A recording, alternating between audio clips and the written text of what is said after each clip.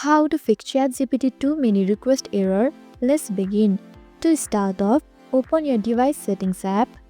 Next, scroll down and tap on apps to manage your installed apps. Then click on the manage app option. After that, search for ChatGPT in the search bar and click on it when it appears. Now tap on clear data at the bottom right corner.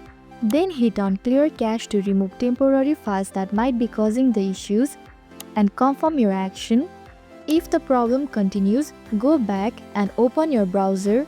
Then tap on the search bar and type ChatGPT down and search for it. Here click on the reliable link. On that page, check for spikes in the report.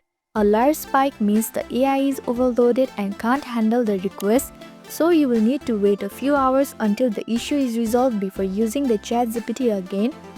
Finally, after clearing the cache and checking the service status, restart the ChatGPT app and try again to see if the error is resolved. And that's all. I hope this video helped.